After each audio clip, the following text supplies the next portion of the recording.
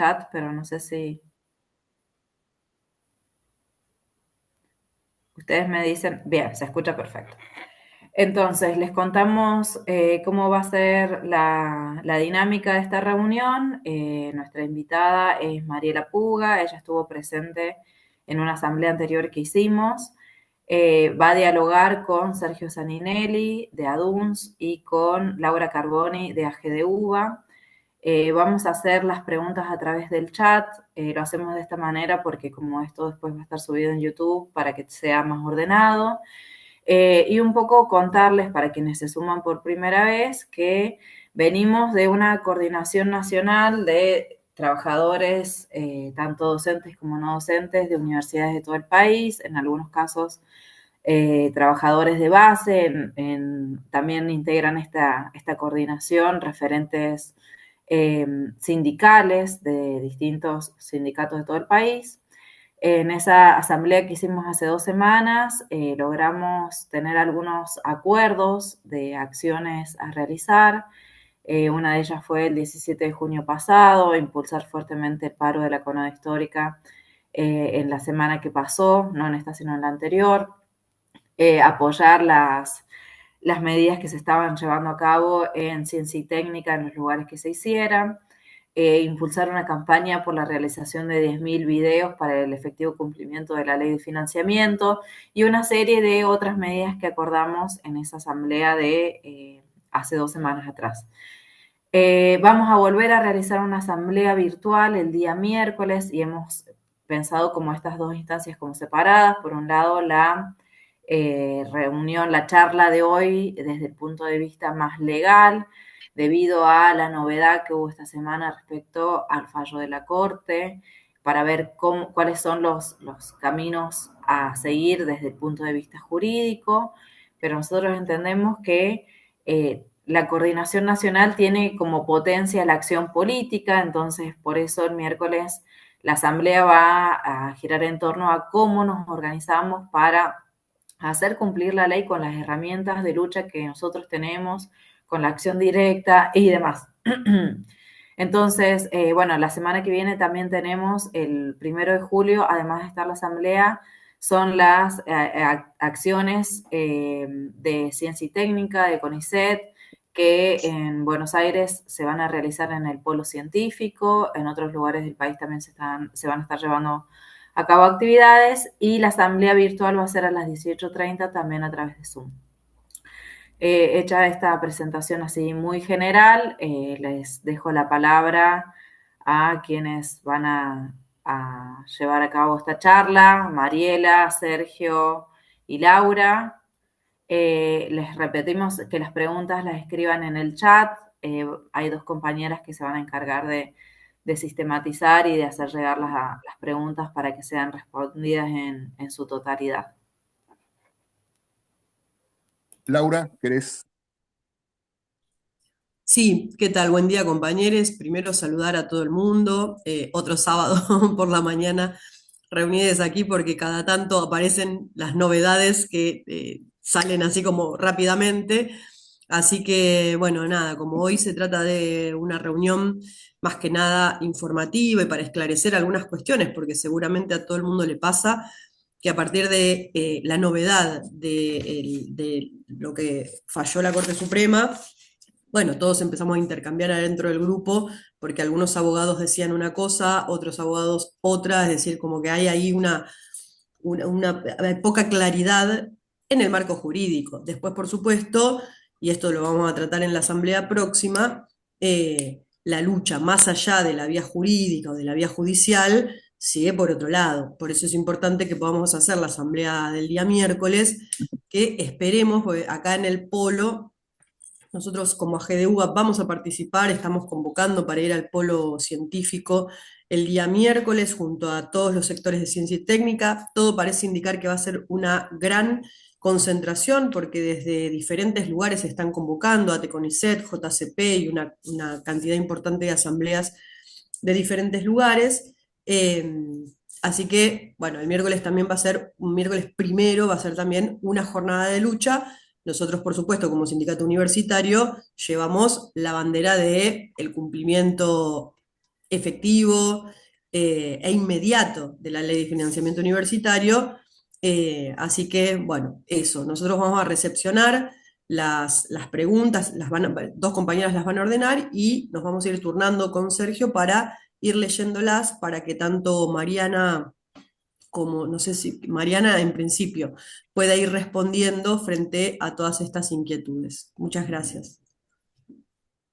Bueno, nada, antes de darle la palabra a la protagonista principal, que es Mariela Puga, que es abogada, que además es investigadora en el CONICET, y su área de investigación justamente son el área de litigios, es magíster, o más, en realidad es máster, eh, y que eh, también nos abrió la cabeza jurídica en la asamblea que realizamos hace 15 días, ¿no?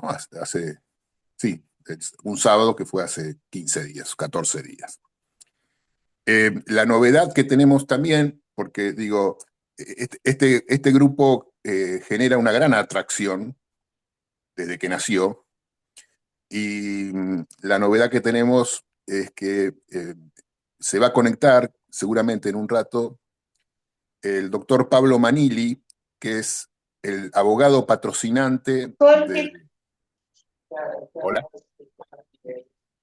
es el abogado patrocinante del CIN, porque justamente le interesó, le interesó el diálogo que va a generar Mariela Puga, y seguramente también él nos dará una impresión del del estado de situación de la causa de la ley de financiamiento universitario, teniendo en cuenta que él es el que más cercano está a ese tipo de marco, ¿no?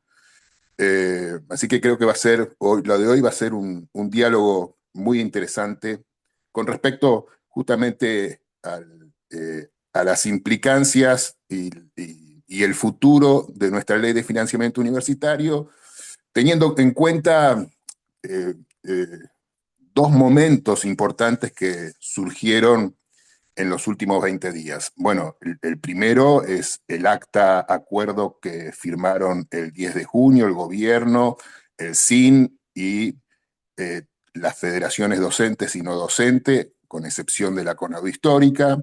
Eso que creo que es, desde mi punto de vista, es una carta muy importante que tiene el gobierno y la está haciendo jugar muy bien en el marco jurídico, muy bien para el gobierno, muy mal para nosotros.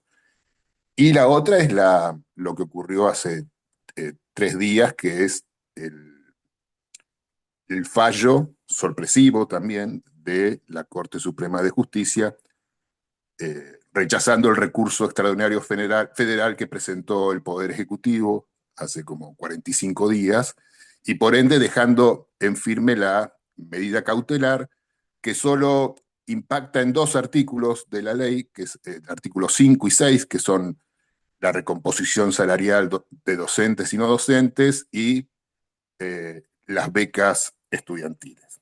Digo, para finalizar,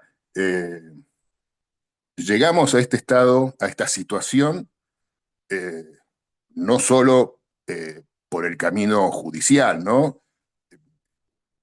Que fue importante, que nos impulsa, nos da vitalidad, pero la realidad es que hace más de 2 años y medio que la comunidad universitaria viene peleando, viene luchando contra las políticas de este gobierno, con medidas de fuerza, asambleas, clases públicas, semaforazos, jornadas de universidades abiertas, sesiones del Consejo Superior en ámbitos eh, al aire libre, y 4 inmensas marchas, ¿no? O sea, la acción política, la acción de lucha, creo que tuvo una implicancia muy, pero muy fuerte, en conjunto con la acción judicial, para llegar a este punto.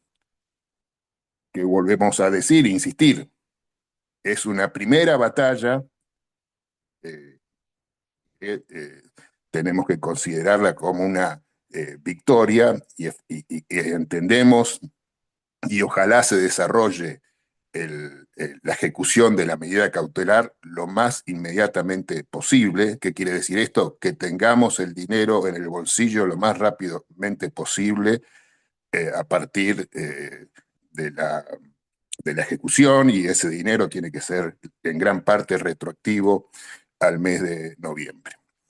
Bueno, por ahora nada más. Mariela, si vos querés dar justamente el anclaje jurídico, estás invitada a hacerlo. Y buenos días a todos y a todas, ¿no? Nuevamente. No, buenos días a todas y a todos. Yo estoy acá para tratar de responder en lo que pueda a preguntas. Yo estoy contenta de la decisión de la Corte, que me parece que es exactamente lo que tenía que hacer. Jurídicamente no era la decisión correcta, es una pena que se haya tomado un mes y medio en tomarla, digamos, pero esa era la decisión. La situación ahora tiene dos anclas judiciales, una en la Cámara y otra en el juez de primera instancia. En la Cámara se está decidiendo la ejecución de la cautelar. El SIN inició un incidente de ejecución y ese incidente de ejecución se inició antes de que la Corte decidiera, ¿no? Y ese incidente se paró cuando el Estado presentó como hecho nuevo el pacto firmado, ¿no? Y la Cámara retardó su decisión sobre la ejecución a raíz de eso. El otro ancla está en el juez de primera instancia, que tiene que decidir el fondo sobre la ejecución de toda la ley de financiamiento. Entonces, por un lado, tenemos a la Cámara decidiendo el pedido del SIN de que se ejecute la medida cautelar. Esto es que se depositen en cada una de las universidades los montos correspondientes a la actualización de salarios y a la actualización de becas, que son el artículo 5 y el 6. Y por otro lado, se sigue discutiendo en primera instancia el fondo de la cuestión sobre toda la ley. Eh, la la Cámara ha hecho cosas no muy buenas, como ustedes saben, al concederle el recurso extraordinario que no correspondía y haber traído todo este tiempo. Su reacción de no decidir esta ejecución a tiempo también es otra reacción, digamos, sospechosa por lo menos, pero ahora no tiene salida porque estando firme la medida cautelar, desde la decisión de la Corte no tiene otra opción que ejecutarla, a menos que se tome en serio algo del argumento de que el hecho nuevo cambia algo sobre la medida cautelar. Yo no creo que eso pase, es lo que el Estado está buscando, el gobierno está buscando, no me parece que vaya a pasar. Lo que el SIN le pidió específicamente es que se depositen los fondos y le pidió dos cosas más, que son como las usuales, que le fije un plazo y una sanción por incumplimiento, se llama astreintes. En el sistema judicial las astreintes son multas por los días de incumplimiento. Entonces, cuando la Cámara resuelva, va a tener que resolver no solo ordenarle que envíe los fondos correspondientes a las universidades, sino además fijarle un plazo y astreintes. Y además se adelantó el SIN en la otra medida que es usual, que es la posibilidad del incumplimiento que se transforme en el inicio de una acción penal contra el funcionario correspondiente por desobediencia de sentencia. Esas son como las herramientas clásicas de la ejecución, que ya el SIN las adelantó. Yo lo que veo es dos problemas posibles que van a aparecer, me parece. Uno es que la ley preveía que el momento de la actualización es la publicación de la ley, ¿no? Y el gobierno, cuando sacó su decreto para suspender la ley, hizo algo peculiar. Promulgó la ley, pero suspendió la ejecución y no publicó la ley. De tal manera que pensar retroactivamente va a ser un problema. O sea, pensar que vamos a pedir el retroactivo al momento en que se sancionó la ley, seguramente el gobierno va a poner alguna objeción de la textualidad de la ley ahí. Perdóname, Mariela, ahí te quiero interrumpir para no dejar pasar. Cuando vos decís no publicó la ley, ¿te referís en el boletín oficial? Exacto, exacto. No, Porque lo que no, está publicada en el boletín oficial. está publicada en el boletín oficial, ¿por Ahí, qué no ordenaba la publicación el decreto? no, no, no, está publicada en el boletín oficial, de hecho recién la Sí, imprimí de ahí, y a sí, continuación está el decreto 759 Ya. del 25, que sí. la promulga y la suspende, como Ah, vos bueno, dijiste. entonces no hay ningún problema y no va a haber problemas de discusión sobre la retroactividad de eso. Pero bueno, el punto al que iba en realidad es lo que sí me parece, digamos, como recomendación para el SIN, sobre todo en este momento, es precisar montos y precisar tiempos, ¿no? Porque lo mejor que puede hacer a la ejecución es, dígale, tanto le tiene que mandar a cada universidad. Me parece que eso ayuda a que el proceso de ejecución sea más directo y sea más ejecutivo. Eso es lo que viene ahora y lo que me parece que va a ser lo inmediato. Yo no creo que la Cámara pueda pasar más de esta semana resolviendo la ejecución de la cautelar y ordenando la ejecución. No sé, quedo como a la expectativa de preguntas. Yo te quiero hacer una pregunta con respecto cuando vos hablás de la presentación que hizo el SIN para pedir la ejecución. ¿Te referís a un hecho nuevo de ahora o la que hizo el No, 21 de abril? es anterior y Es esa la- es la que se. o sea, esa sigue vigente, es la del 21 de abril, esa sigue vigente. Exacto, esa sigue abierta. Recién miré como someramente el expediente y la vi ahí vigente. De hecho, ayer o antes de ayer, el juez dijo que tenía que resolver el incidente del hecho nuevo antes de resolver la ejecución, porque el gobierno presentó hecho nuevo, el SIN lo contestó. Y lo que hizo la Cámara, de una manera un poco burocrática, es decidir, primero voy a decidir si el hecho nuevo ingresa o no, y después Mm. voy a decidir la ejecución. Yo imagino que pueden estar pasando más cosas en el expediente, porque como yo no soy abogada, no entro, no soy la abogada del expediente, no tengo autorización a entrar a todo, sino hasta que no hay un pase. Entonces me imagino que el SIN ya habrá informado a la Cámara.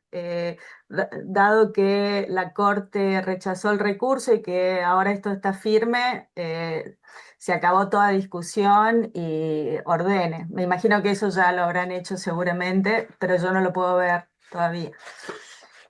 Si me permitís, Mariela, leo, son 4 párrafos de Sí. lo que le pide el SIN a la justicia para que ejecute la cautelar. Dice, es necesario, por lo tanto, promover su ejecución desde ahora sin esperar a esos hipotéticos trámites procesales.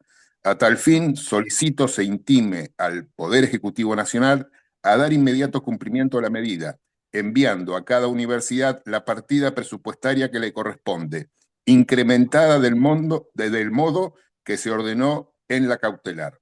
Ello bajo apercibimiento de A, fijación de astraintes o de una multa diaria por cada día de retraso, lo que vuestra señoría considere oportuno, y B, dar parte a la justicia en lo criminal enviando copias de estas actuaciones para que investigue la posible comisión del delito de desobediencia, artículo 239 del Código Penal. Sí, esa fue la presentación inicial del SIN y en esa presentación, cuando estaba hablando de desobediencia, todavía no está hablando de la desobediencia a la orden de ejecución, sino de la desobediencia inicial. Pero lo que yo me imagino es que el SIN ya habrá presentado en estos días algún nuevo escrito diciendo cambiaron las circunstancias, la cautelar está firme, por lo tanto la ejecución debería ser inmediata y reiterando esos pedidos. Eso me imagino que ya habrá pasado y que esa debe ser la situación ahora. Yo no veo que tenga muchas posibilidades la Cámara, por más desconfianza que me genere la Cámara, no veo que tenga muchas alternativas que no sea en la próxima semana dictar la ejecución. y por lo tanto ordenar, a menos que se ponga a considerar el acuerdo y en consideración al acuerdo quiera aletargar el asunto solicitando que rectifique el SIN su pedido y que lo acomode al acuerdo de alguna manera. Pero no creo que eso pase, no me parece. No pareciera ser que ese sea el panorama. Ojalá tenga razón y esto no pase de una semana en donde se ordene la ejecución. Eh, Tampoco es apelable, creo yo, ya una orden de ejecución de la cautelar, con lo cual tampoco le queda demasiada alternativa al gobierno ahí. Y una resistencia del gobierno significa entrar en caminos de multas, de astreintes y de denuncias penales, en este caso ya con la figura del jefe de gabinete, que es el responsable directo de la ejecución de la administración, como responsable directo de la desobediencia de sentencias si tal cosa ocurriere. Entonces, en materia de cautelar me parece que estamos como en una situación bastante ideal judicialmente, pero seguramente el abogado Manili va a tener ahí, más dato. En materia del fondo, el juez también está considerando como hecho nuevo el pacto. Pero en principio también está ahí a un paso de la decisión porque ya había llamado a autos para sentencia antes que le presentaran los hechos nuevos, así que también la posibilidad de tener una sentencia sobre el fondo pronto. Pero lo interesante es que la cautelar es el 5 y el 6 y el fondo es el resto. O sea que hasta que se puede discutir el fondo por mucho tiempo, pero el 5 y el 6 van a tener que cumplirse. Mariela y todes, para ordenar un poco, porque nosotros estamos, bueno, las compañeras Fabiola Ferro y Paula Bain están recibiendo las preguntas, las están agrupando por temática para que no haya repeticiones o para que la cosa sea un poco más dinámica. A los compas les pido y a las compas que sigan colocando sus preguntas en el chat para que podamos seguir ordenadamente. Y yo digo que arranquemos ya para no personalizar, con las preguntas que tenemos, que ya los compañeros han enviado, para ir respondiendo una a una. ¿Te parece? ¿Les parece?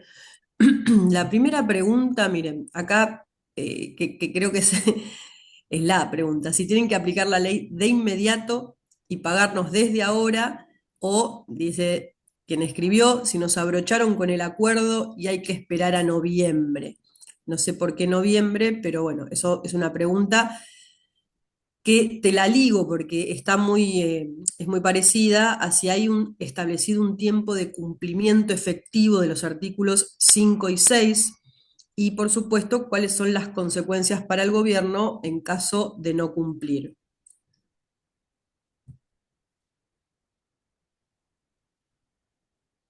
Yo creo que el gobierno, en lo que yo vi, hasta donde yo vi el expediente, pudo haber puesto alguna otra cosa que no estoy viendo, pero no usó el argumento del pacto como un argumento de inaplicabilidad de la ley. No lo hizo todavía. Pudo haber, por ahí está, eso está incluido en los últimos días y no se ve todavía en el expediente, pero hasta ahora no lo usó en ese sentido.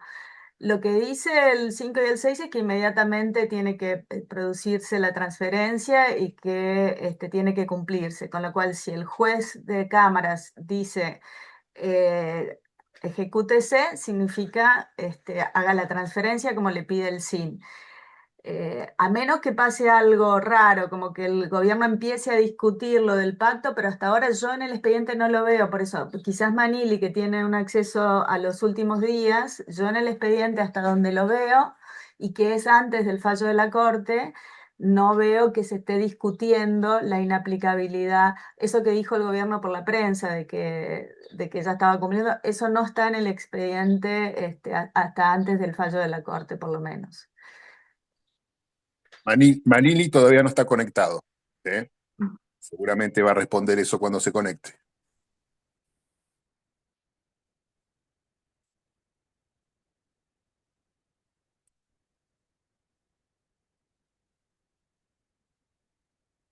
Adelante, Laura, con las Dale, preguntas. avanzamos entonces. La otra pregunta, vos creo que lo dijiste en un momento, ¿qué pasa si el gobierno incumple? Y también en algún momento, digo, para no repetir también que esto recae sobre funcionarios o un funcionario. ¿Quién es ese funcionario? ¿El jefe de gabinete? Porque hay un quilombo bárbaro dentro del gobierno en este momento, con lo que no sé quién caería o quién sería el responsable de dar, Sí, dar sí, sí. explicaciones. No, si se sigue ese camino, primero se van a aplicar multas y astreintes, ¿no? Pero si se sigue ese camino, la Constitución dice que el responsable de la ejecución del presupuesto es el jefe de gabinete.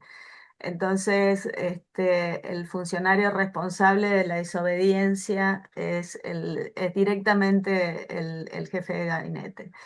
Eh, Nada, ha habido muchos casos en donde se ha iniciado eso, y donde eso ha pasado, digamos, y ha sido como el último, el último escalón. Ha habido gobiernos que han resistido y que de esa manera, digamos, en las provincias son los ministerios y son los ministros en general los que reciben esa interpelación penal.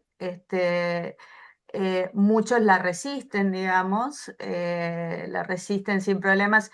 ¿Qué otro recurso habría si el gobierno llegara al punto de no importarle tener una demanda penal contra el jefe de gabinete y además estar pagando estreintes o estar debiendo estreintes? El otro tipo de recurso que existe en la ejecución es pedirle al juez una orden directa de imputación al presupuesto, ¿no?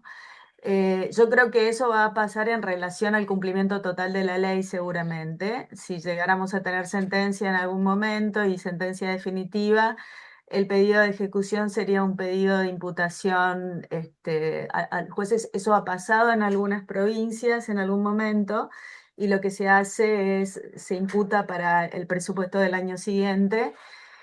Y así queda, y así suele quedar saldada. Para mí ese va a ser el camino probablemente de la ejecución de la ley si tenemos sentencia definitiva ahí en algún momento.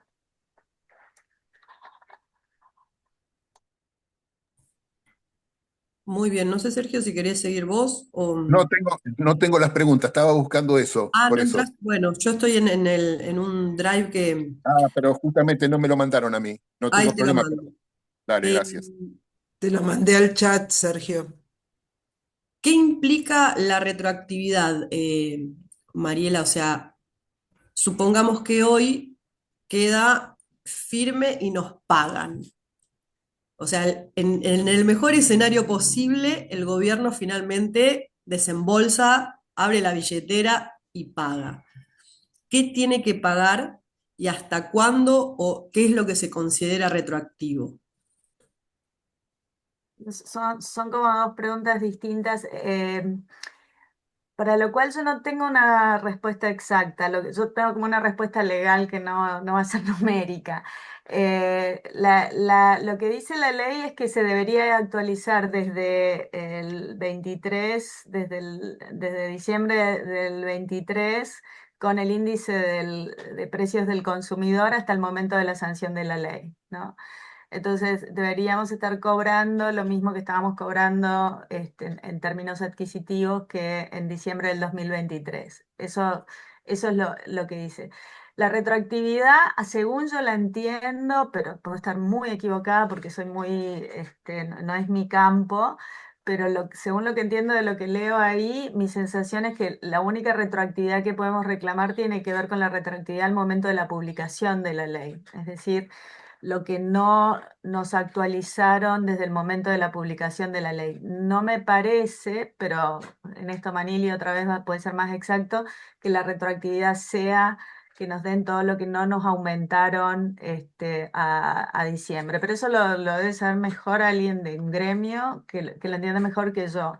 Yo solo lo miro así y no me resulta claro que nos digan que nos tienen que devolver todo lo que nos robaron durante estos años, sino que nos tienen que pagar ahora como si, o a partir de que se sancionó la ley, como si no nos hubieran robado esa etapa.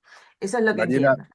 Mariela, yo si querés, puedo intervenir en esto. Justamente tengo copiado el artículo 5, y uno supone, yo no soy abogado, ¿no?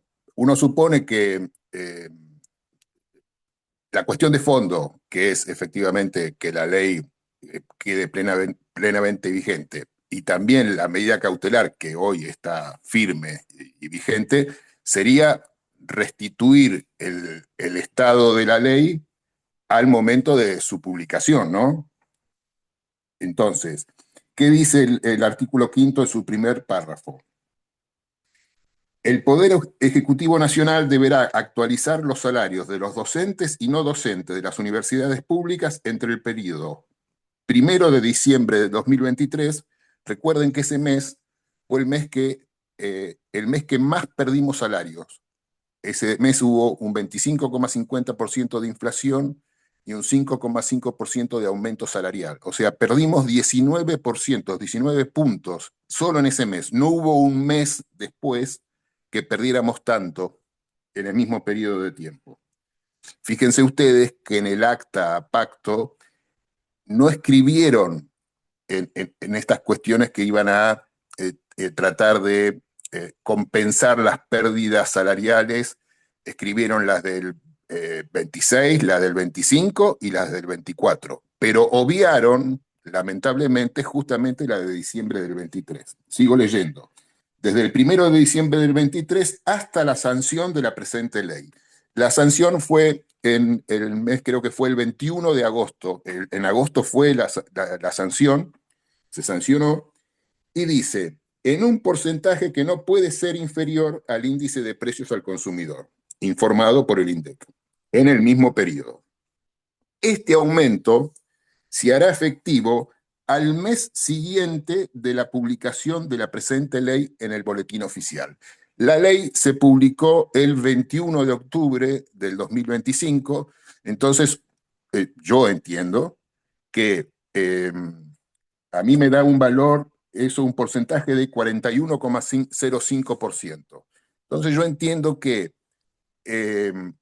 por la letra de este artículo, el salario de octubre del 2025 debe incrementarse un 41,05%, y eso efectivamente, como el salario se paga al mes siguiente, eso efectivamente impacta en lo que vos cobrás en el mes de noviembre y genera un nuevo salario de noviembre ya compensado por el primer párrafo de la ley, ¿no?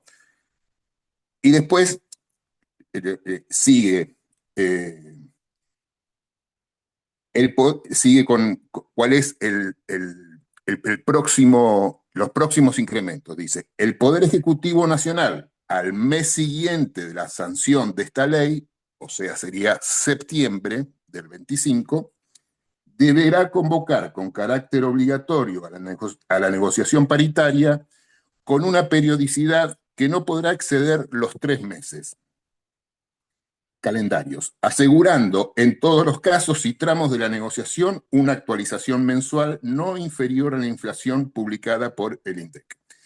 Dicha convocatoria deberá ser abarcativa del personal docente y no docente. Claro, bueno, esto tampoco se cumplió, pero en la demanda que escribe Manili, allá también por el mes de octubre,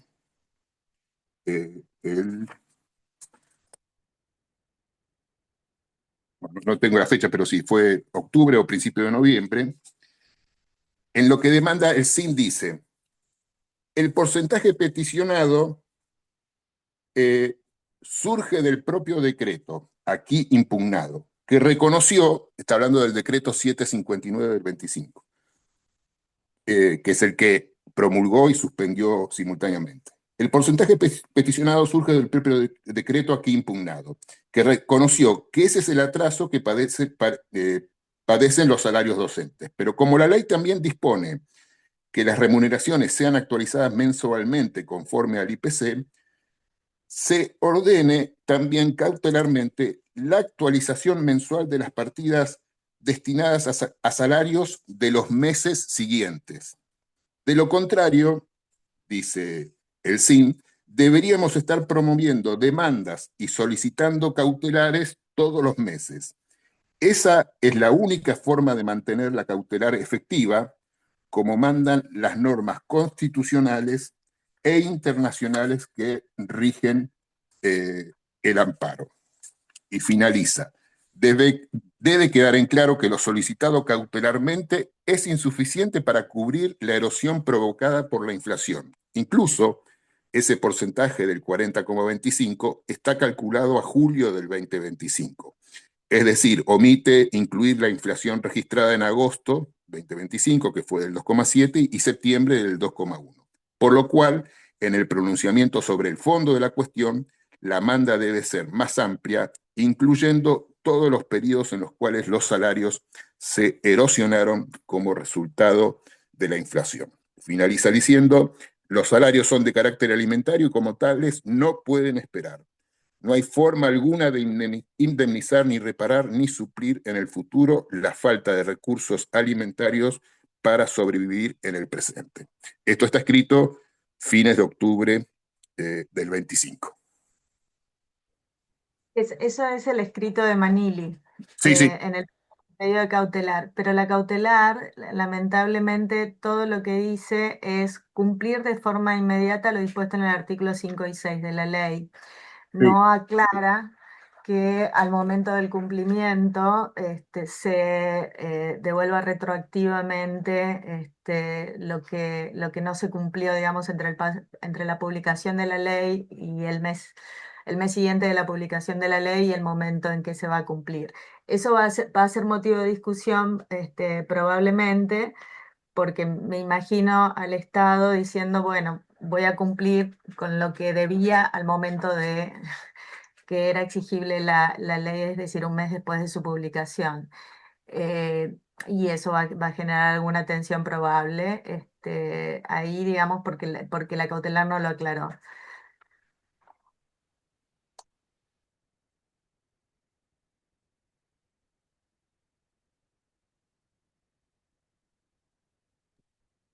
Si les parece, sigo con algunas preguntas que fueron.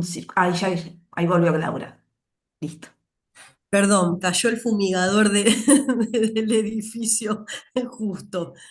Bueno, a ver. Sí, dice, pregunta, las astreintes, ¿ya están vigentes? ¿Ya están corriendo? No, no, porque lo que tiene que decir la Cámara en este momento es, se ejecuta a partir de tal día. Y una vez que diga se ejecuta a partir de tal día y dé la orden de ejecución, el gobierno tiene que cumplir. Si el gobierno no cumple, viene el SIN de nuevo y denuncia. No lo cumplió, póngale astrentes. Y a partir de ahí, el juez también puede decidir ahora, a partir de tal día, y si no se cumple, tanto de astreintes. Puede hacer esas, digamos, podría hacerlo ya, pero lo más probable es que no lo haga ya y que tenga que ir al cine y decirle no cumplió, póngale astreintes, y entonces el juez dice a partir de tal día, tanto de multa por día de incumplimiento. Aprovecho, Mariela, porque viene pegado por ahí a esto. ¿Quién tiene que hacer el pedido de ejecución? O sea, de ejecución de la cautelar. El pedido ya está hecho por el SIN, Ok, que empezó antes de que resolviera la Corte. El SIN hizo lo que, ¿se acuerdan lo que yo les había propuesto en la reunión pasada? Ya lo había hecho el SIN. El SIN había dicho, la cautelar tiene que ejecutarse aún mientras resuelva la Corte. El SIN ya había hecho ese planteo, y eso se había iniciado como un incidente dentro del expediente. Estaba por resolver la Cámara ese planteo, y cuando la Cámara estaba por resolver ese planteo apareció hecho nuevo y eso retrasó el planteo y lo retrasó al punto de que ya decidió la Corte Suprema. Pero el pedido está hecho y la Cámara tiene que resolverlo. cuando decimos la... Ay, perdón, Sergio. No, sí, Laura. No, cuando decimos la Cámara, ¿Estamos hablando del juez Cormick o estamos hablando de otra instancia? Estamos hablando de la segunda instancia. Ok, Cormick es la primera instancia. claro. Bien, dale, Sergio. Bueno, voy con la pregunta número 5, dice alguien. Yo entiendo que la Corte no dejó firme la cautelar, sino que dijo, yo no resuelvo esto porque no me compete, no es un hecho juzgado. O sea, pregunta, ¿la cautelar vuelve a la Cámara que ahora puede decir el hecho nuevo da de baja la emergencia alimentaria? Em, a ver, en principio la cautelar está firme. ¿Por qué está firme? Porque se dice que una decisión está firme y que esto es que ya no puede ser apelada cuando concluyó el plazo sin su apelación o cuando ya no se puede apelar más. Y lo que dijo la Corte es, esto no se podía apelar ante la Corte. Con lo cual la cautelar estuvo siempre firme desde el momento en que lo decidió la Cámara, ¿sí? Porque no debió haberse concedido el recurso ante la Corte. De tal manera que la cautelar, incluso si uno lo interpreta bien, estaba firme antes de que se firme el pacto, porque nunca debió haberse concedido el recurso extraordinario. Entonces, la cautelar está firme totalmente. Lo que estamos discutiendo es su ejecución y las condiciones de ejecución. O sea, cuál va a ser la orden precisa de la Cámara. La orden precisa de la Cámara no puede ser otra que la orden que dio el juez de primera instancia cuando dictó la cautelar. Esto es, cumple el 5 y el 6. No, por eso digo, no hay salida para la Cámara, aunque la Cámara en este momento estuviera recibiendo dinero del gobierno y quisiera hacer algo, no tiene muchas excusas para salir de eso, ¿no? Tiene que resolver si recibe los hechos nuevos del gobierno o no, pero aunque los recibiera, el gobierno no planteó en sus hechos nuevos en ese momento, no planteó claramente que el pacto desplazaba la ley. Entonces, eso no está ahí claro. Puede haberlo planteado ahora en estos días, y no lo estamos viendo en el expediente, y puede haber cambiado de estrategia y planteado después de la decisión de la Corte, pero eso no lo estamos viendo ahora. Así que eso otra vez Manili nos va a contar si hay una nueva estrategia del gobierno ahí adentro. Dale, Laura. Me siento como en un programa de televisión, mira. ¿El recurso de amparo pensado en la asamblea anterior tiene el mismo sentido impulsarlo a partir de estos hechos? Eh, tiene, yo creo que como recurso político, más que otra cosa. Digamos, en este momento toda la presión tiene que estar sobre la Cámara, toda la presión política tiene que estar sobre la Cámara. Ahora, lo que sí va a pasar sin duda alguna ahora en este nuevo contexto es que cualquier juez que reciba ese tipo de demandas la va a mandar a acumular al incidente de ejecución de la Cámara, ¿no? Y va a decir que se acumule en el incidente de ejecución de la Cámara.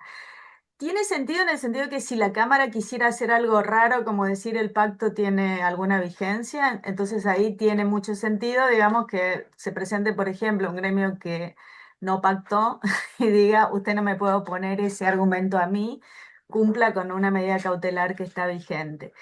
Pero en la medida en que eso no aparece claro como un peligro todavía, no sé, una de las cosas que va a pasar sin duda es eso. Ahora, yo una de las cosas que hablaba creo que era con Pablo, era que mi perspectiva es que si se presentan amparos colectivos de parte de los gremios, esos se van a acumular enseguida, porque hay un registro interno de amparos colectivos que obliga a los jueces que si hay otro amparo presentado, tienen que mandarlo inmediatamente ahí.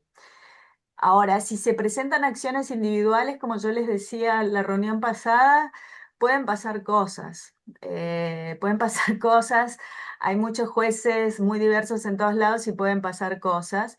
Y eso, pensado como una herramienta más de presión política, yo la tendría, no la eliminaría todavía, sobre todo si se llegara a embarrar la ejecución de la cautelar, que yo creo que no, pero si se llegara a embarrar la ejecución cautelar, esa puede ser una herramienta política de lucha muy importante porque distintos jueces en distintos lugares del país pueden decir muchas cosas y todo se puede volver, pueden pasar muchas cosas ahí, no la descartaría, digamos. Bien, voy con esta pregunta, la número 7, que es una pregunta que me hubiese gustado hacerla a mí, porque es una pregunta muy interesante. Yo la voy a reformular un poquito. Eh, dice, la pregunta textual dice, si el SIN acepta un plan de pagos, ¿podría llevarse adelante? Y la reformulación mía es la siguiente. Vieron que eh, todas las federaciones gremiales están llamando, a partir del fallo de la Corte, al gobierno a que convoque a paritarias. De hecho, el SIN también está haciendo eso. Entonces, eh, y el gobierno está diciendo, o manda mensajes, todavía no hay información oficial del gobierno sobre el fallo de la Corte, pero está mandando mensajes a través de los medios, como diciendo, bueno, nosotros tenemos un acta acá y la paritaria eh, se va a cumplir efectivamente ahora antes del 15 de septiembre, porque así acordamos con todos los gremios y el SIN. Antes del 15 tenemos que llamar a la segunda paritaria. Entonces, puede ser que el gobierno convoque, no sé, la semana que viene, dentro de 15 días, a una nueva paritaria y se genere un nuevo pacto donde entre el demandado y los demandantes, que es el SIN y las federaciones docentes y no docentes, generen eh, otro acuerdo, otro pacto que diga, de común acuerdo obviamente, es cierto, nosotros la primera parte de la cautelar la estamos cumpliendo ahora cuando estamos pagando el 21,33% en junio y ahora en esta segunda paritaria que se llamó, nosotros pretendemos que se pague otro 10%, estoy tirando meses ahora en agosto y el otro porcentaje en el mes de diciembre. eh, bueno, eso efectivamente, construir la ejecución de la medida cautelar, no de forma como la que pretendemos todos, de una sola vez, de inmediato, de una sola cuota y retroactiva a noviembre, sino, como hay un acuerdo entre las partes, generar una ejecución en cuotas y de junio en adelante. Eso a la justicia no le, pregunto yo, no le interesa, ¿no? Porque en realidad los que están conversando y acordando son justamente los demandados y el demandado y los demandantes. No sé si quedó claro, Mariela. Quedó clarísimo. Sí es posible, eh, pero a la justicia el SIN le tiene que hablar con una sola voz.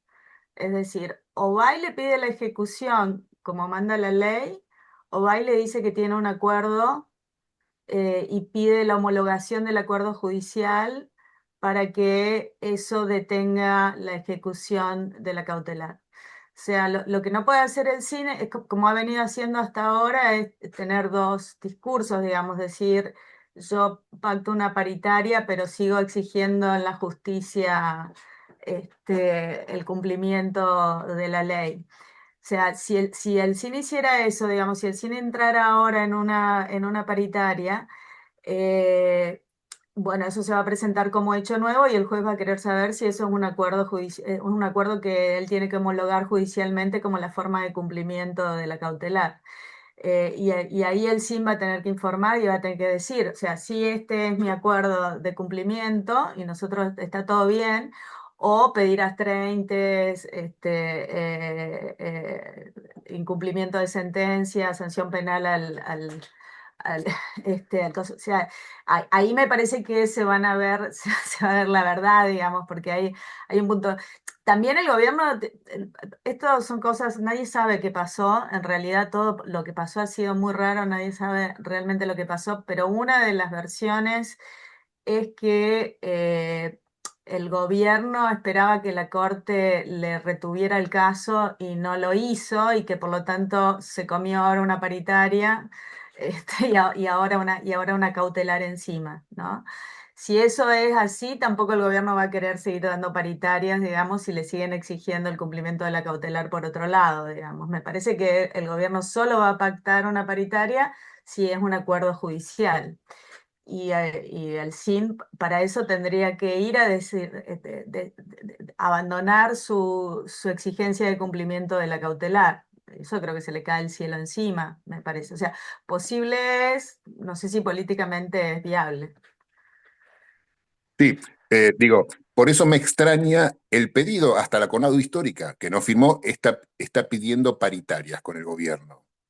Digo, lo que hay que pedir es justamente la ejecución inmediata de la medida cautelar, no hay que, ¿por qué pedir paritaria, no?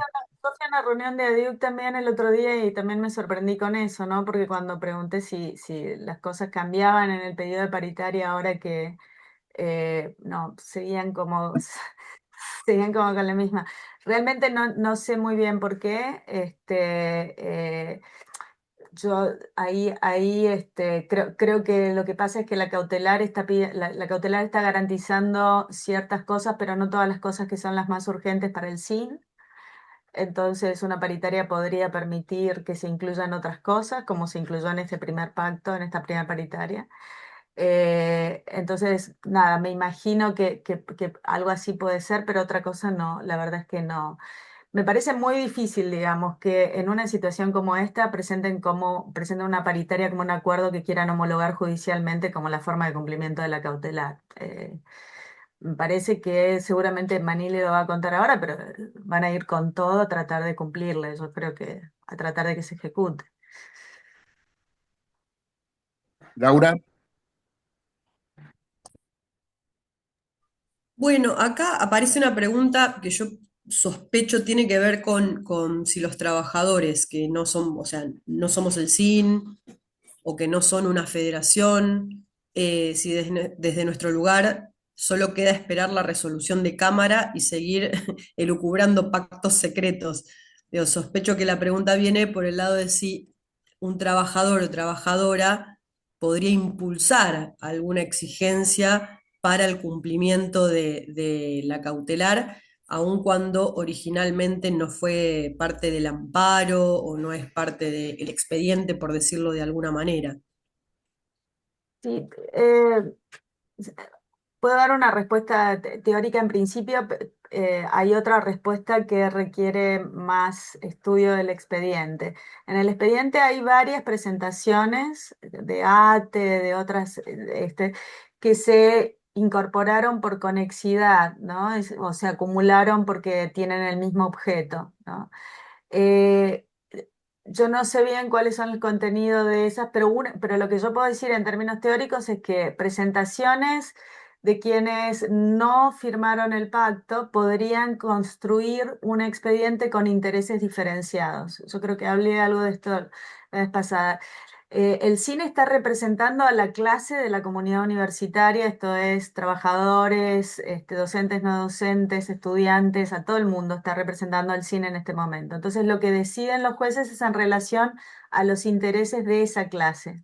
Si esa clase vienen miembros y dicen, yo no estoy representada por el CIN, porque tengo un interés diferente, digamos, y no entiendo cómo el cine entiende que se resuelve este asunto.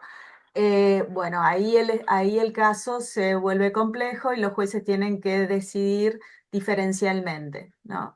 Eh, yo creo que si el CIN llegara a plantear un pacto de cumplimiento como el que nos imaginamos recién, probablemente lo que hay que hacer es presentarse y decir, yo no estoy representada ni por el CIN ni por los gremios que firmaron ese pacto, ¿no?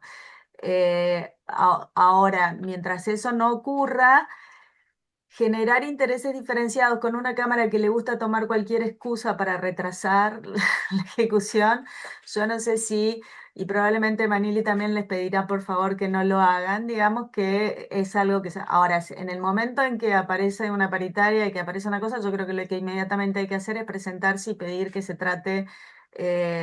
a la clase se la divida entre gente que tiene intereses diferenciales y peticiones distintas, ¿no? Eso. Gracias. Bueno, la pregunta 11 dice, ¿hay incidencia que puede ser considerada negativa en las últimas novedades anunciadas de la firma del acuerdo entre federaciones, el SIN y el gobierno? No estoy segura de entender. Bueno, lo que creo que quiere decir es que sí, el pacto entre el SIN, el gobierno y las federaciones puede tener una incidencia negativa eh, con respecto a las últimas novedades anunciadas. Yo lo que pienso es que el tipo de incidencia negativa es de mero burocracia de retraso, ¿no? Que haya que fijar exactamente qué es lo que le queda por cumplir al gobierno. Yo me imagino que por ahí puede ir lo más negativo que puede pasar en la Cámara, es que la Cámara pida que le aclaren qué es lo que falta cumplir o que el SIM pida específicamente bueno, que se deposite el tanto por ciento que queda por cumplir y cosas como esas. Eso me imagino que puede ser lo máximo en esta instancia en donde la cautelar, como digo, está firme. Entonces no puede revisarse la idea de si perdió urgencia, si perdió, si perdió carácter alimentario, eso ya no se puede revisar. Entonces, mi sensación es que lo único que puede hacer es retrasar este proceso, este incidente de ejecución, discutiendo cuánto exactamente es lo que tiene que mandar, dado el pacto y cosas así, dado los depósitos últimos.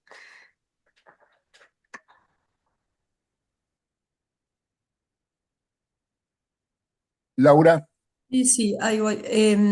Depósitos que todavía no están, o sea, todavía no hemos visto ni siquiera la plata del acuerdo, con lo que estamos bastante más atrás.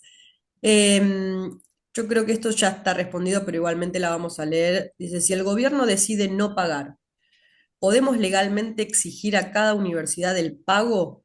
Ah, no, perdón, esta no estaba. Nuestra relación laboral es con la universidad como modo de presionar. O sea, si nosotros podemos exigirle a las universidades que se hagan cargo de el pago que le corresponde al gobierno por ley. Sí, sí. em,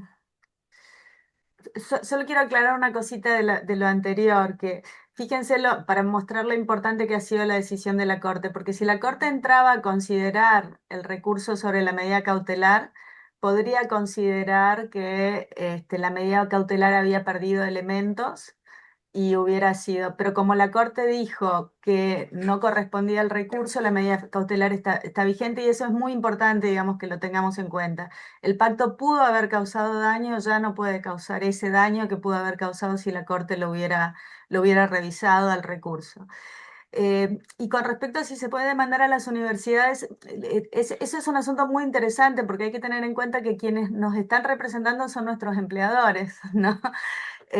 Por eso es muy factible dividir la clase por intereses diferenciados, porque nos están representando, pero son en realidad nuestros empleadores, son los que nos deben. Este, entonces, cada recurso que se haga, cada amparo, cada pedido de liquidación se hace contra la universidad y el Estado, los dos de manera solidaria. Así que esos reclamos se pueden hacer. Cualquier reclamo va a decirles, está pendiente el incidente de ejecución ante la Cámara de la medida cautelar, ¿no? Eh, y eso, en este momento, habiendo un incidente abierto, eso neutraliza las cosas que se puedan hacer. Una vez que la Cámara ordene la ejecución inmediata y qué sé yo, Yo iría contra las universidades haciéndole mucha presión para que las universidades, en lugar de ir a pactar con, con el gobierno, se ocupen de presentar denuncias penales de desobediencia de sentencia, digamos, eso. Bien, vamos con otra pregunta que tiene en principio una confirmación. Dice, en el horizonte visualizo que la pérdida del 23 será la más difícil de recuperar. Las del 24 y 25 también las veo difíciles. Y por quienes están negociando. Ante ello, ¿qué posibilidades le ven a iniciar demandas como las que iniciaron empleados de la Administración Pública Nacional en varias oportunidades y llevaron a sentencias favorables, aunque sea en cuotas? Creo que el contexto que estamos seguiría metiendo presión a todos los que están con competencia para decidir.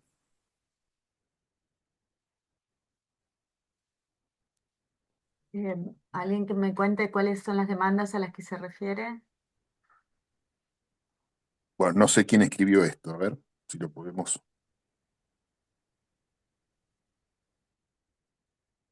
Esperar a ver si lo ubicamos en el chat. Sí, o que levante la mano y le doy audio. Ceci Carrizo Cineiro, es el mail.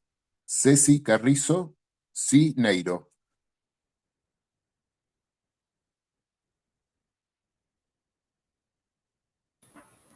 Justamente Parece que aparece estaba que al se principio y que ya no desconectó. está. Sí. Bueno,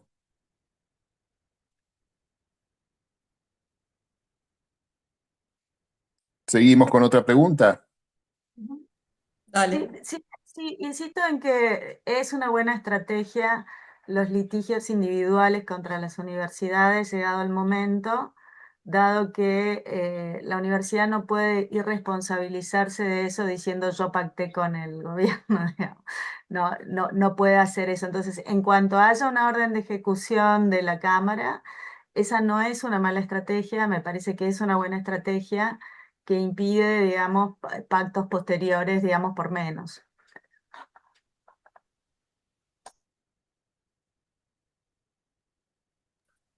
Bueno, siguiente.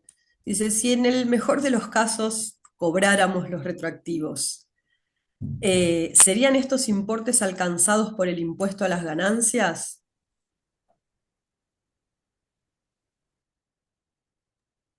Ahí, hablo de oído acá, pero entiendo que hay una jurisprudencia que dice que no, porque los retroactivos están, digamos, que es una acumulación de deuda, entonces entendería que en principio no, pero probablemente haya que disputarlo, digamos, con este gobierno todo va a tener que disputarse.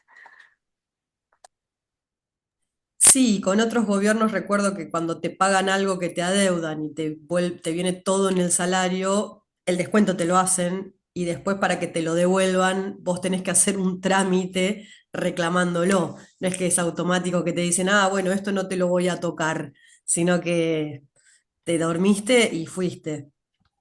Sergio, ¿seguís vos? Sí, no digo, yo creo que la única excepción a que no te alcance el impuesto a las ganancias es el cobro de una indemnización, ¿no? Pero en este caso, tanto los retroactivos como los incrementos salariales que se obtengan, ¿no? Si uno supera el mínimo no imponible, va a aplicar ganancias. Bueno, la otra pregunta dice, eh, bueno, está un poco respondida, pero vale bien recordarla. ¿Cuánto perjudica el acuerdo del 10 de junio para la aplicación tanto del artículo quinto y sexto como la de la totalidad de la ley?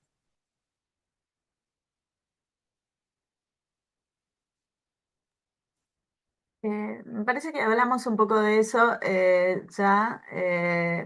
Capaz que no hablamos de si perjudica la totalidad de la ley, o sea, lo que se está disputando en el juez de primera instancia. Eh, Yo ahí no entré a ver, no vi tanto en el expediente la discusión sobre la presentación de hecho nuevo del gobierno, eh, pero mi sensación es que todo depende del SIN. Si el SIN decide conceder que ese pacto de alguna manera desobliga al gobierno, ahí tenemos un problema, pero mientras eso no pase en el expediente, yo no veo que pueda anular. Yo no coincido en esto, pensaba Gil Domínguez, ¿no? Que sostenía que esto invalidaba.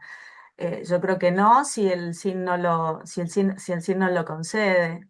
Y no parece en lo que yo vi del expediente que esté concediendo que esos hechos nuevos signifiquen alguna renuncia al cumplimiento de la ley.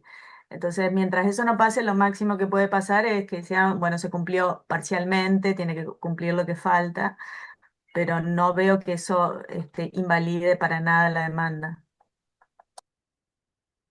Bien. Bueno, me acaba de avisar Pablo Manili que no se va a poder conectar. Eh, Nada, lamentablemente no se va, porque había algunas cuestiones que solo él podía responder, porque, como dijo Mariela, es el que tiene acceso. Seguro pasaron cosas en estos días después del fallo de la Corte. Yo solamente puedo hipotetizar sobre las que pasaron, y es que fueron y le informaron a la Cámara que cambió la situación y que por lo tanto dejemos de discutir y ejecute la cautelar. Me imagino que eso es lo que tuvo que haber pasado. Está bien. Bueno, la otra pregunta es, ¿qué puede pasar con las y los jubilados? ¿Nos tocaría como habitualmente el aumento de aquí a 3 meses y el retroactivo? No lo sé. Eso te lo puedo responder yo. Eh, si me permiten, eh, hay 3 regímenes jubilatorios en el ámbito de las universidades públicas. El de preuniversitarios, el de docentes con dedicación exclusiva e investigadores, y el último, más reciente, del año 2009, es el de la ley 26508, el que le otorga el 82% móvil a docentes universitarios que no son que no tienen dedicación exclusiva con investigación. O sea que pueden ser docentes simples, semi-exclusivas y exclusivas sin investigación. Y ese es el único régimen que está atado directamente con los salarios, con el incremento salarial de los docentes en actividad. Eh, Aumenta un 2% el salario del docente en actividad. 3 meses después, ese incremento impacta en la jubilación. ¿Por qué digo 3 meses? Porque ese régimen tiene actualizaciones, movilidades, 4 veces al año: en marzo, en junio, en septiembre y en diciembre. Supongamos que no hay retroactivo. Entonces, en el incremento de septiembre, lo que se toma como variable del salario en actividad va a ser el trimestre abril, mayo y junio. Entonces, lo que hace es, bueno, ¿cuánto recibimos de aumento de los activos en abril? ¿Cuánto en mayo y cuánto en junio? Eso da un porcentaje, hay que hacerlo acumulado, pero en junio vamos a tener el 21,33%, ¿no? Entonces, en septiembre, por el RIPDUM se llama, la remuneración imponible para los docentes universitarios, va a dar seguramente, no recuerdo cuánto recibimos en abril y mayo, pero va a rondar el aumento entre el 25 o 26%. Y creo que a la hora de, el gobierno lo ha tenido en cuenta a la hora de mensurar el presupuesto, la de los jubilados, pero efectivamente así se calcula el índice de movilidad. Los otros dos regímenes, el de investigadores, es de movilidad mensual, o sea, todos los meses tienen aumentos o no, porque esos son los incrementos de la jubilación, tienen que ver con los índices de inflación de 2 meses anteriores. Por ejemplo, ahora en junio los jubilados cobraron el mismo porcentaje de inflación que, que hubo en el mes de abril. Con 2 meses de rezago viene ese aumento. Y el de preuniversitarios es un cálculo, es un promedio. La movilidad jubilatoria de los preuniversitarios es un promedio de los incrementos salariales de las provincias, de los incrementos salariales docentes de las provincias que han transferido sus cajas jubilatorias al ANSES. O sea, son 11 provincias más la ciudad de Buenos Aires. O sea que el aumento no impacta. Lo que impacta solamente en estos jubilados docentes universitarios jubilados por la 26508, que es la ley última, la del 2009. Laura. Bueno, acá hay una pregunta que es un poco vaga en el sentido de, por ahí permite, o la podríamos pasar para el final o para el cierre, porque alguien pregunta qué imaginan ustedes sobre lo que puede llegar a pasar. O por ahí con toda la información que vuelca la compañera ahora, puede dejar alguna impresión al final de la reunión sobre cómo, qué le parece a ella que eso, efectivamente, que puede llegar a pasar de acá en adelante. Y adelantar un poquito a la pregunta que tiene que ver con algo que preguntamos anteriormente sobre esta estrategia de los litigios individuales, de cuál es el costo de los litigios individuales contra las universidades y si se puede litigar sin costo. Eh, En principio, el amparo es una acción que no tiene tasas a nivel federal.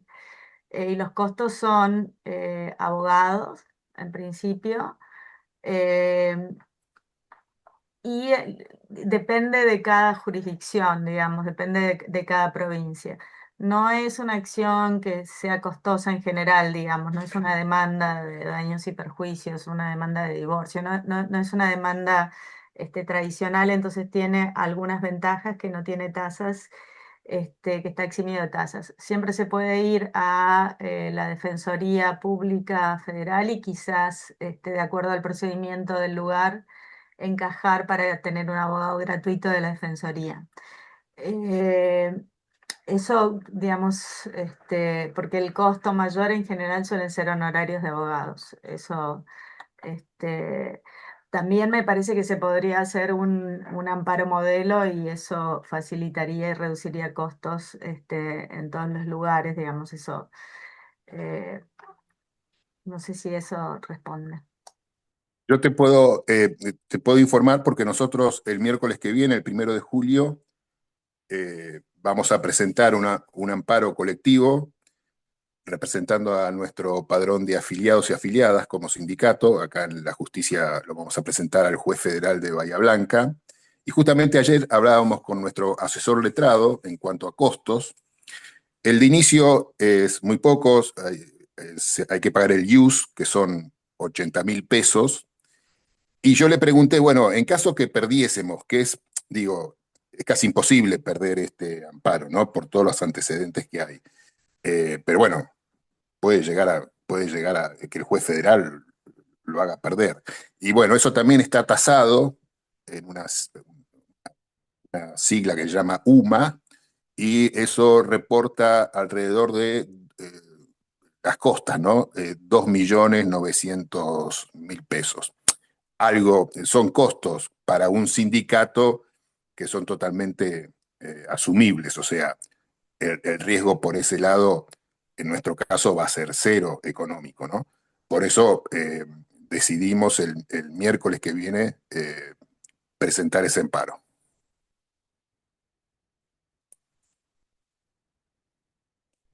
Voy yo con la pregunta. Eh, Yo te diría que pases a la 20, a lo de Claramente. impuesto a Dale, las ganancias. dale. Con respecto a este punto de descuento del impuesto a las ganancias, ¿no puede anticiparse jurídicamente mediante un amparo, por ejemplo? Bueno, depende si todo se puede anticipar jurídicamente mediante un amparo, pero si fuera una orden del juez, uno le podría pedir al juez que estipule eso en su decisión. Si fuera una orden en el juez de primera instancia toma la decisión y ordena la recomposición, uno le puede pedir que cuando ordene la recomposición se asegure de que no, de que uno podría hacer eso, porque probablemente el SIN lo va a hacer cuando llegue el momento de pedir recomposiciones específicas en el proceso de ejecución del fondo.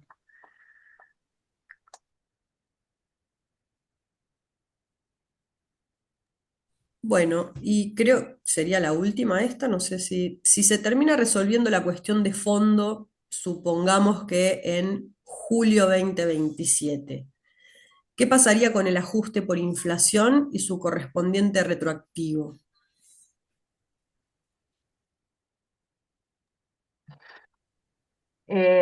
Pasaría lo que pida el SIM y lo que ordene el juez.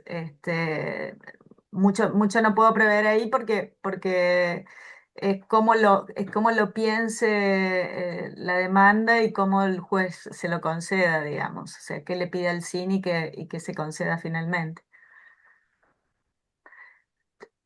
Lo que dice la ley es básicamente que el retroactivo debería, si hay algún retroactivo, ese retroactivo sería al momento de la publicación de la ley, un mes después del momento de la publicación de la ley. A partir de ahí se calcularía una recomposición, sí, no una recomposición, un retroactivo, me imagino. Bueno, vamos con esta pregunta sensación sería. Dice, me da la sensación de que los plazos a partir de ahora, si el Estado apela y luego el SIN responde, etcétera, pueden ser de meses, sin que el Estado tenga que pagar los astreintes ni tampoco cumplir con los artículos quinto y sexto. ¿Esto es así? Eh, Yo, o sea, por ahí soy naif, pero mi sensación es que en esta semana va a salir una resolución de la Cámara, que no debería tardar más de eso, y que lo que va a pasar ahí es que va a haber un par de semanas de mucho movimiento tratando el Estado de encontrar una forma de pactar, ¿no? Y si eso no ocurre, probablemente el plazo que le dé el juez para que cumpla sea de 30 días, ¿no? Y si eso no ocurre, en 30 días va a haber, van a empezar a correr las astraintes, ¿no? Y va a haber una denuncia penal por incumplimiento. Eh, eso, yo creo que eso lo sabe todo el mundo, que eso es como previsible, que en ese contexto se va a pactar o no pactar, ¿no? Eh, me imagino que eso es lo que puede pasar. Yo no me imagino un gobierno bancándose denuncia penal a las 30 y estar eso por mucho tiempo. Me imagino un máximo de que se estire otro mes más después del incumplimiento. Por ahí soy naif, y no estoy viendo todas las alternativas que todavía le quedan al gobierno para retrasar. Pero mi primera sensación es que vamos a tener una sentencia que le puede dar 30 días para cumplir, eh, no sé, y que le puede conceder, porque esta es una Cámara bastante horrible en ese sentido, le puede conceder una prórroga que le pida al gobierno. Y después, bueno, vamos a tener un momento en donde vamos a tener un plazo de empiezan las 30 y denuncias penales. Me parece que esas cosas pueden pasar, pero sí, al final del día mi respuesta a ese, a ese comentario es que es posible que sean algunos meses.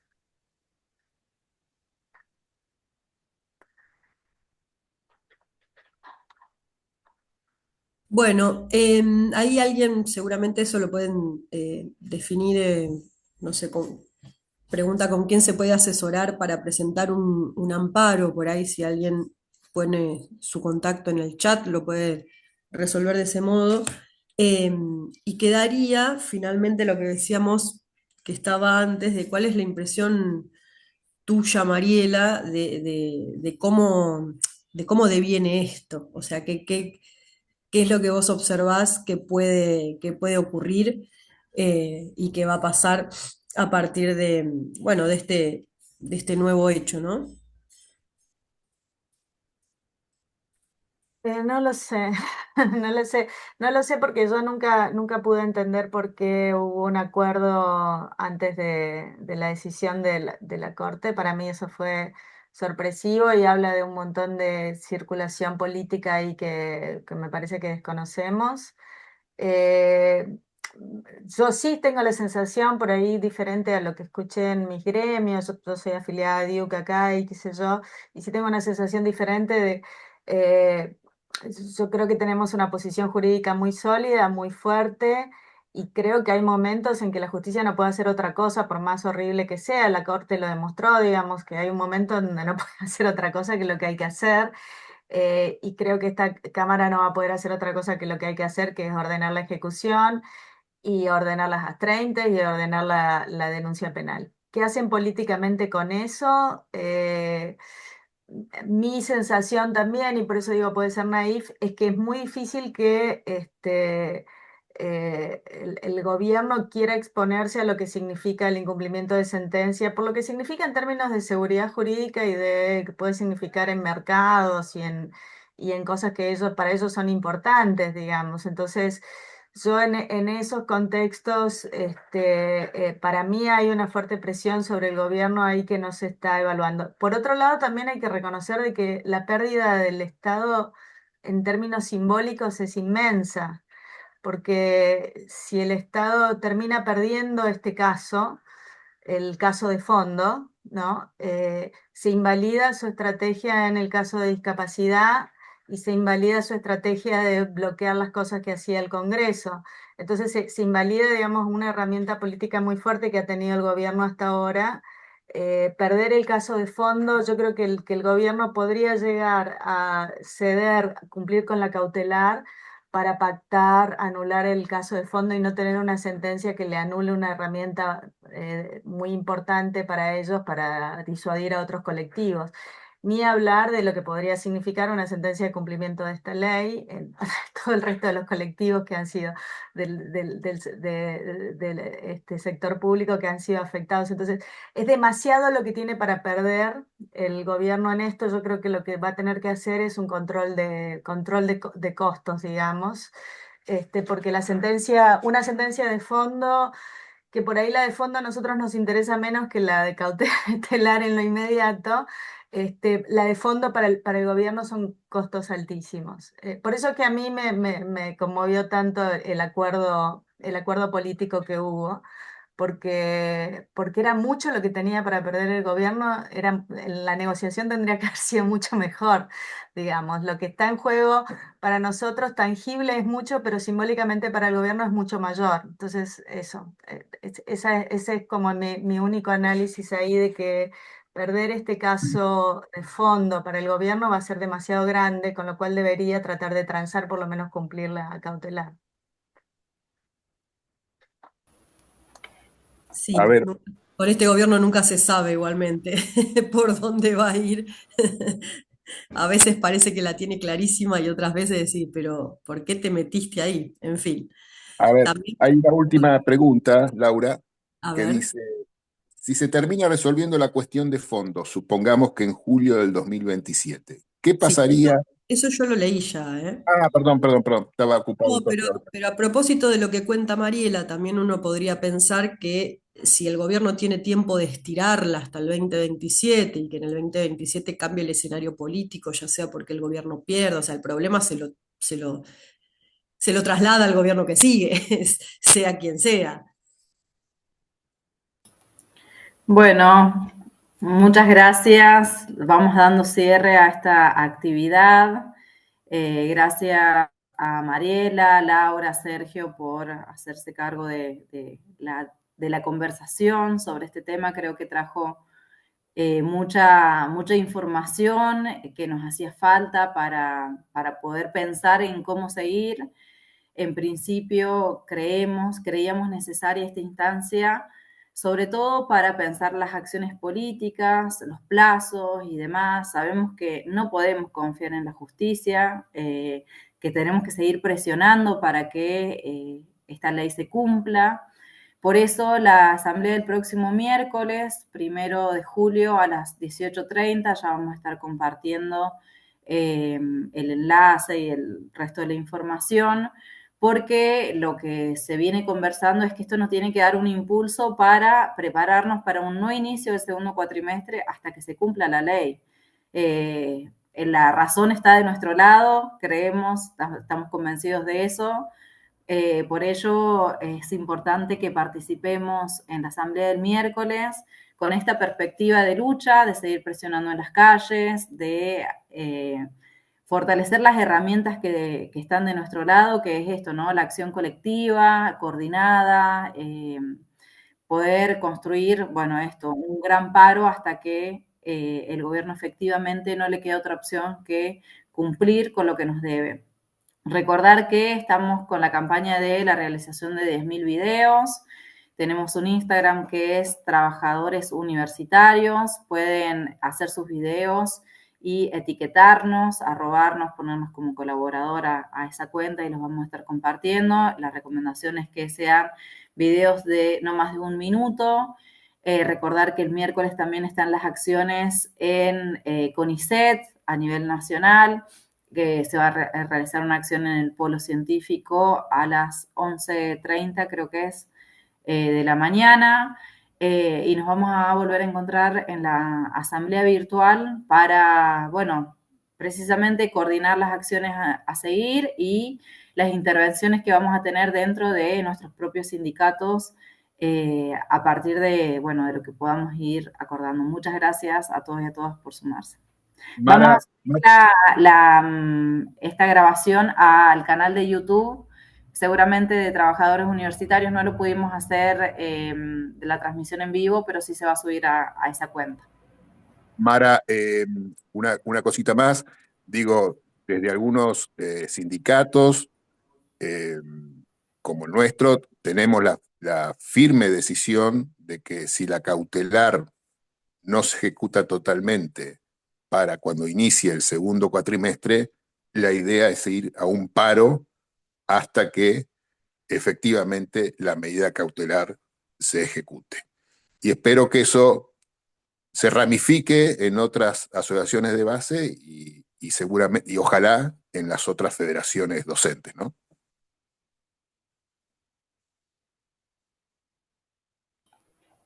Así es. Bueno, damos por finalizada la reunión. Nos encontramos el próximo miércoles. Muchas gracias de nuevo, Mariela, por la predisposición, el tiempo y los aportes que trajeron muchísima claridad a todo lo que veníamos ahí tratando de interpretar a través de los grupos de WhatsApp. Así que muchas gracias de nuevo y gracias a quienes coordinaron.